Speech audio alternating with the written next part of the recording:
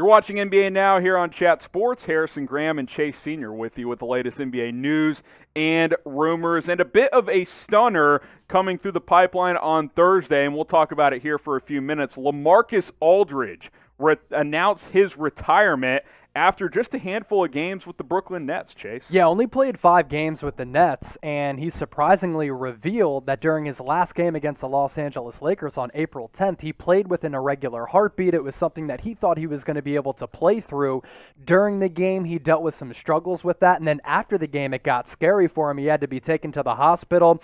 And this is significant news for the Brooklyn Nets because, yeah, Lamarcus Aldridge, not the all-star and the all-NBA player that he's been for much of his career with the Trailblazers and San Antonio Spurs, but for the Nets, he kind of filled a void for them in the front court. DeAndre Jordan, not the same player, and he is a sieve defensively. Lamarcus Aldridge, not an elite defensive player by any means, but offensively he was able to spread the floor a little bit, and defensively he was putting forward more effort than he was with the Spurs. So this is kind of a big blow for them because it hurts their depth, it hurts their front court presence, and this is a guy who in the postseason, Harrison, has had a ton of valuable experience. Yeah, and certainly something that neither Aldridge nor the Nets saw this coming. This is just kind of one of these medical things that pops up out of nowhere. Here's what Aldridge had to say when he released his retirement statement, saying, "My last game, I played with dealing with an irregular heartbeat. Later on that night, my rhythm got even worse, which really worried me even more. Though I'm better now, what I felt with my heart that night was still one of the scariest things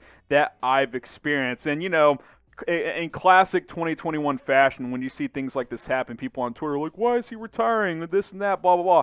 Guys, if he's 49 points away from 20,000 career points and has a legitimate chance to get his first title and he's still choosing to retire, I think it's a pretty serious thing that he dealt with during that game, and he's obviously at peace with this decision. Drafted in 2006, right? And he finally said, look, I've devoted my entire life to basketball. In that statement, he also mentioned it's time to now focus on me and my family. And when it comes to family and your own health, that's very important. And you look at the resume that he's put together since getting drafted second overall in 2006.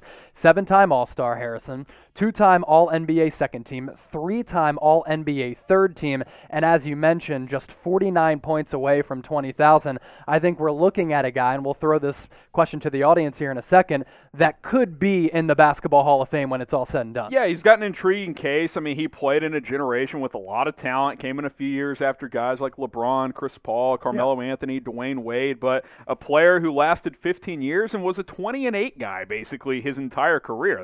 That's impressive, and I think something that'll give him a potential edge in potentially making the Naismith Basketball Hall of Fame is before Damian Lillard, who's probably going to pass him soon, if not for sure by the end of his career, you're talking about probably the best player in the history of the Portland Trailblazers, and that says quite a bit. Obviously, Clyde Drexler, Bill Walton, a couple of other names there, but a guy who played a decade there in Portland and meant a lot to that franchise. So we'll see if he gets in. We'll pose the question for you guys. Is Lamarcus Aldridge a Hall of Famer? Type Y for yes, type N for no. Get your votes in on this one. Do you guys think Lamarcus Aldridge will get into the Hall of Fame? Now get subscribed to us here at Chat Sports. You got me, Chase, Tom, Mitchell Renz, all kinds of videos coming your ways, both on the NBA and the NFL, youtube.com/chatsportstv. And you big NFL nerds, the draft is just around the corner, so stay tuned for that. We'll be live for all 7 rounds. And if you're just a basketball-only fan, that's okay, because Chase and I, we're going to keep breaking down the latest NBA news and rumors with the playoffs just around the corner. youtube.com/chatsportstv, but just hit that big red button and subscribe. Let's re-hit the news from earlier today. Donovan Mitchell, he was helped off the floor. Remember, a day game today between the Jazz and the Indiana Pacers. Got helped off the floor with a lower leg injury. Looks like it could be an ankle injury. Too early to say exactly what the severity will end up being. We do have an update, a good news update here. X-rays were negative. MRI coming on Friday. So no bone damage, I guess you would say there, but that doesn't rule out ligament damage.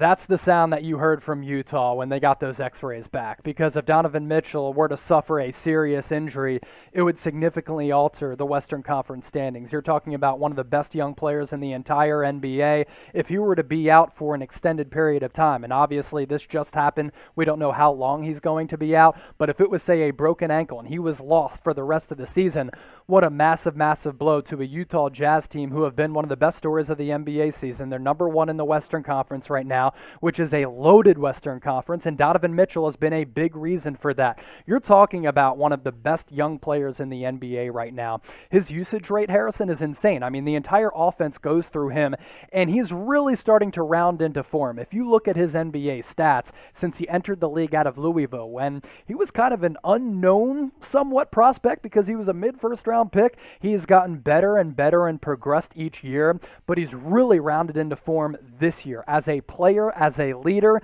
In his last 5 games, he's averaging almost 37 points per game, and as I mentioned, the entire offense runs through him. So no matter how long he's going to be out, Harrison, the Jazz are going to miss him. For their sake, you just hope it's not a long time. Yeah, there's 2 ways to look at this. One, you mentioned the usage rate. Maybe him missing a couple weeks isn't the worst thing in the world. He can rest up. He can heal that ankle. The flip side of that is you're a game ahead of the Phoenix Suns. And that race for the number 1 seed has legitimately tightened up with Phoenix a game back, the Clippers 3 games back.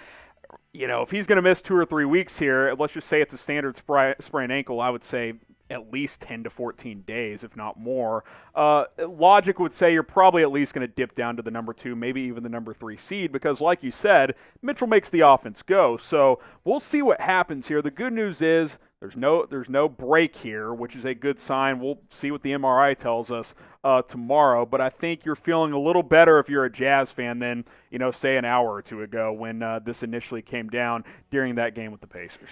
Ankle sprains are so complex, too, because depending on the severity, these are injuries that can last for a long time. For instance, LeBron James, he sprained his high right ankle against the Atlanta Hawks on March 14th. We're a month out from that injury, and he still hasn't returned. Now, he could come back soon.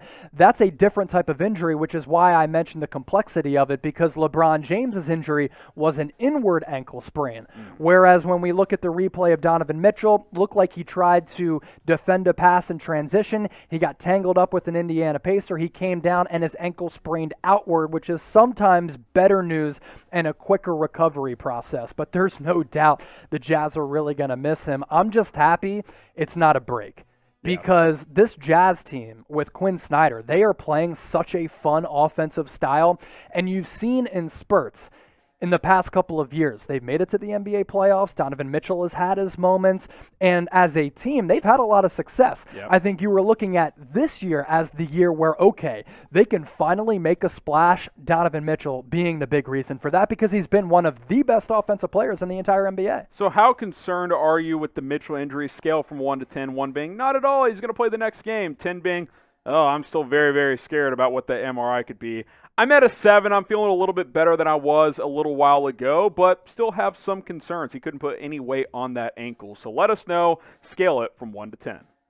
Let's jump into the latest Lakers news right now, and that's Anthony Davis. We do have a real injury update. Harrison Graham and Chase Sr. with you. Looks like Chase, he could be back as soon as Saturday. It's been a long process, and since he last played on February 14th because of that Achilles and calf injury, a lot of people expected him to only be out for a couple of weeks. We're now at the couple-month mark, and he could return either Saturday, according to Frank Vogel, or Monday. Now, we're not sure when LeBron James is going to come back from his right ankle sprain that he suffered a couple weeks ago against the Atlanta Hawks, but what you're seeing here, the Lakers are finally starting to get healthy, and I think this is really important timing, Harrison, because with the NBA playoffs starting on May 22nd, the Lakers now have some time to get used to their new lineup with the addition of Andre Drummond, as well as Ben McLemore, and kind of get their feet wet and just kind of put some WD-40 on the gears here and get ready for the postseason, because when this team is healthy, they have an opportunity to win a second straight championship. This is around the time when you're a contending team that you want to start playing your best basketball, because you're right at the month mark before the playoffs get going. Here's what Frank Vogel had to say about AD. It's not going to be a full return to playing 30-some minutes a tonight, especially with the nature or the lack of practice and how short-handed we are. He's going to have to use some games to get back in shape. So the first few games he's back with likely short-minute performances, probably like a 15-minute restriction and build up from there. So kind of think what the Nets have done with Kevin Durant, right? They're not playing him on back-to-backs right now. I think he played 17 minutes or so his first game back a couple of weeks ago. I would expect similar type of playing time for AD. Maybe he even comes off the bench his first couple of games. Yeah. And then, hopefully within 2, 3, 4 weeks, he's back to playing 28, 32 minutes a night. Well, there's no reason right now for Anthony Davis to play 30-plus minutes a night. No. With the additions of Andre Drummond and Ben McLemore, you've Gasol's kind of playing fortified better. the bench. Marc Gasol is playing a little bit better. And with those additions and Anthony Davis coming back, you're now looking at a Lakers lineup that is much deeper, and they don't need Anthony Davis to be bubble playoffs Anthony Davis. He can come in and play 15, 20 minutes a night. Also, with that injury, calf and Achilles, that's something that you don't want to overdo or mess with. And I'm sure a lot of Lakers fans out there very excited to see AD back on the floor. Hey, if you're fired up, I know we are. It's good to get AD back out there. Again, he'll be back out there in the next couple of games. Type me in the comments, spam it for us if you're excited to get Anthony Davis back on the court. And you should be, because you're talking about one of the, I'll say, dozen best players in the NBA, top 5 to 6, when he's fully healthy and locked in, which is what we saw last season, was having another great year this year before he's missed the past couple of months, 53% from the field, really efficient season. And you just start to envision this, Chase, kind of what we were talking about a minute ago. Okay, you get AD back. A couple weeks from now, you get LeBron back. You ease their minutes up. Maybe you get them 4, 5, 6, 7 games of full go toward the end of April and on into early May. You look at this potential lineup. I mean, this is what you've been waiting for. Like, this is what you're looking forward to as you try to repeat if you are LA. You added Schroeder this offseason. You just added Andre Drummond off the buyout market. You already had LeBron, AD, and then you talk about the role players who can come off the bench as well, Chase. This team can go the distance if they can get fully healthy, and it starts with Anthony Davis. And here's the thing. Like, people love the sexy Nets because of the offensive firepower that they have. People talk about the Utah Jazz and the Phoenix Suns. While those teams in the West really, really exciting, and they've been two of the top stories in the NBA so far this season, and they are certainly capable of making deep runs in the Western Conference. You throw the Clippers into that conversation as well. I like the Lakers among all of those teams for a couple of reasons. You have LeBron James, who's still the best player in the world. Anthony Davis is probably the best second option on any team in the Best NBA. Robin. Most importantly, though, this is a team, and we saw it last year, we saw it this year when this team is fully healthy, that can play defense. Yep. And those other teams that I mentioned, they don't have the culture that the Lakers Brooklyn doesn't have. defend. They don't play defense like the Lakers do, and I don't think they're as deep as the Lakers are. Yeah, there's no doubt about that. So answer this question for us. Are the Lakers the best team in the NBA, or in the West, NBA, whatever, when fully healthy? Type 1 for yes, type 2 for no. I think they're the most complete team. I do too. Brooklyn's sexy, but they're like 25th in defensive rating. 1 for yes, 2 for no. Get your votes in on this one.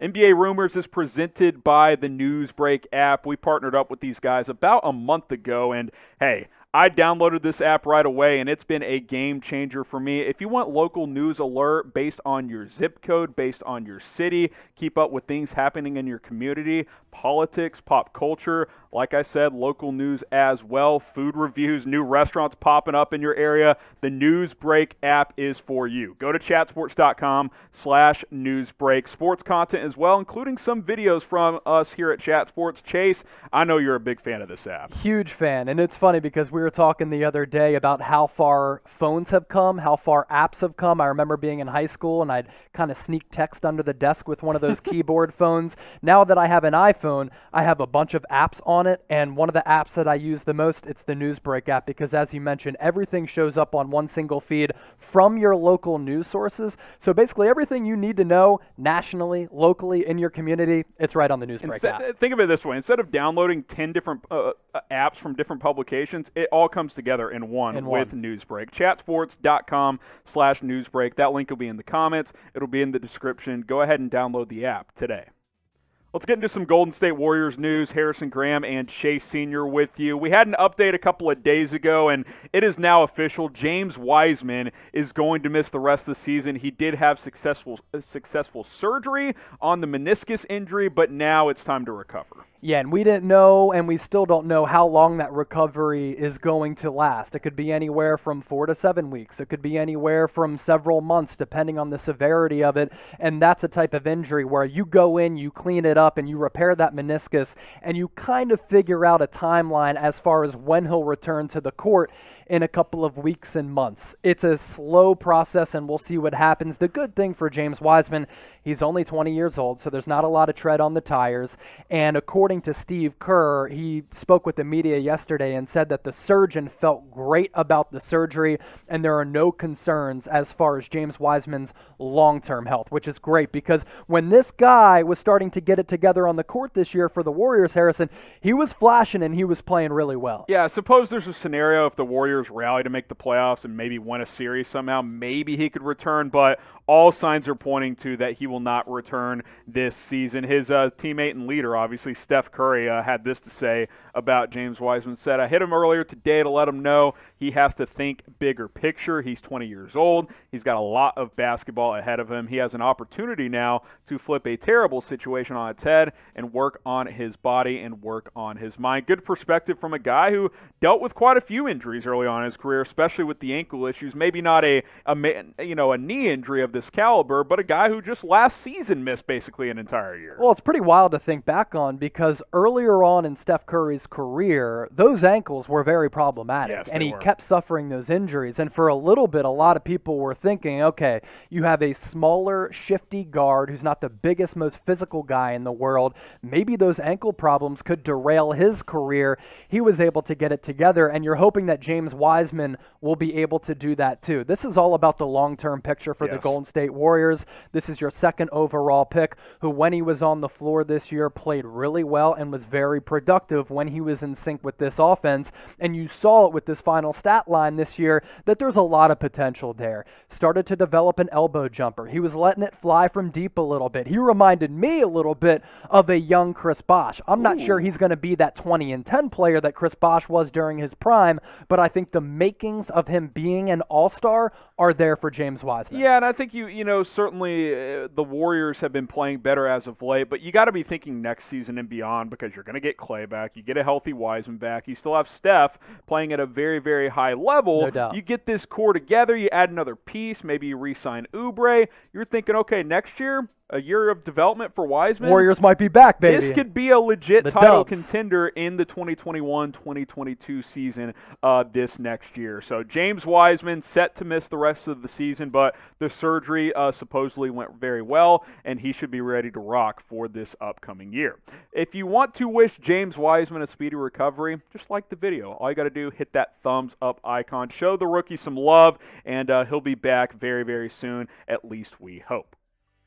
Let's take a look at the NBA playoff picture, Chase, because we are exactly a month away from the final game of the regular season, final games, I should say, May 16th. Today is April 16th, so we got a month of basketball to play before we figure out what the playoffs look like. Now, if you didn't know, slightly different format this year, and I believe this is what it's going to be moving forward. The top 6 teams from the East and the West automatically make the playoffs. They're locked and loaded. So top 6 from each, they qualify once the final games are played and the standings are wrapped up. Now the 7 through 10 seeds in the East and West, they got to play in a play-in tournament for each conference. So East and West, they'll each do a bracket like this. 7 plays 8, and the winner will earn the number 7 seed in the East and in the West. What happens to the loser? Well, I'll tell you in a second. The 9 and the 10 seed play. Winner of that game plays the loser from the 7 and 8 game matchup, and the winner of that game will earn the final playoff spot. Obviously, the loser of the 9-10 game is eliminated from the playoffs, but you better be top 6 if you want to feel comfortable about making the playoffs, because the NBA has kind of stretched this out to where, okay, we'll go 10 deep, and I think they're trying to eliminate tanking a little bit more. I think that's a big incentive of this, and quite frankly, I think they're trying to create excitement and some more important games toward the end of the season. Well, we see when there are games late in the NBA regular season with the old format, when you see 2 teams battling it out for one of those final seeds, those games are really, really exciting because there's so much to obviously play for. Now, the approach here and the thought process is, okay, if we have a couple of play-in games, that will have the feel and the pressure of some of those games that we would rarely get at the end of the 82 regular game schedule. And I actually like the play-in tournament. As you mentioned, it kind of eliminates tanking. I think it adds some incentive for teams to not tank, but also it gives them hope to actually have something to play for late in the season. And for the NBA, more TV money. And if the NBA gets more TV money, I mean, the fans usually win out on that too, because then teams will have more money to spend. So it's a win-win for all of us, and really. Look, there's some controversy because, like, right now, like, the Bulls are 10 games below 500. Do they really deserve an opportunity to make the playoffs? Probably not, but I'm going to watch. Do I want Vooch and Zach LaVine in Yes, a playoff game? absolutely. Okay, I'll take that. I'm down. It's a little controversial, but you know what? It's more games, and that is certainly fine with me. So let us know. Do you like the play-in tournament, this new formula? Type L for like, type D for dislike. I think overall it's more positive than negative. There's, people have certainly been outspoken. Luka Doncic recently said he wasn't a huge fan, but Mark Cuban too. When you sit in that 7 seed, you're not going to be a big fan of it. There's no doubt about that. So L for like or D for dislike. Get your votes in, and we'll obviously update the standings here as we'll continue to do so toward the final stretch run here. That number 1 seed, it's getting tight. Suns and Clippers making moves there. The Jazz still holding firm at 41-14. Suns just a game back. Clippers 3 back. The Nuggets, obviously, we'll see what happens to them moving forward. The brutal Jamal Murray injury is big blow for them, certainly. We'll see if they can rally. They added Austin Rivers. He should give them some depth. The Los Angeles Lakers at 34-22. That is the number 5 seed right now. Then 6 through 10 gets a little crowded there to try and get into that top 6 chase because Portland's holding it right now, but then Dallas, they're a game back. The Grizzlies are a couple of games back. Golden State is 500 at 28-28. They've won 4 in a row. And then the San Antonio Spurs hanging on to that number 10 seed. So it'll be interesting. Again, the top 6 in each conference automatically make the playoffs. The Eastern Conference are as follows here. Chase, why don't you take this one away? Yeah, Sixers in at first place, 38-17. They've been jockeying back and forth with the Brooklyn Nets, who are at 37-18, a game back in that win column. The Milwaukee Bucks just got Giannis back. He returned after a few games out because of knee soreness. They've been playing red-hot basketball in at 35-20. The Atlanta Hawks streaking up the standings in the Eastern Conference. Since firing Lloyd Pierce, Nate McMillan has taken the post for the Hawks. They've been playing awesome basketball, been one of the most exciting teams to watch. The Boston Celtics have won 5 games in a row at 30-16. They have overtaken the 5th place in the Eastern Conference. Celtics 30-26. And Knicks, Heat, Hornets, Pacers, Bulls. I'd say that 6 through 8 spot, Harrison, and then you can throw the Pacers in there at the 9 spot. I'm not worried about the Bulls because they're 4 games back in the win column from that 10th to 9th spot, but 6 through 9, really interchangeable. Going to be fascinating to see how it all plays out. Yeah, and what stands out in the East is Boston's really starting to play well, and they're trying to assert themselves as a potential playoff team. So that's how the playoff standings sit. That's the latest playoff picture. We'll continue to update as we get closer to the NBA playoffs.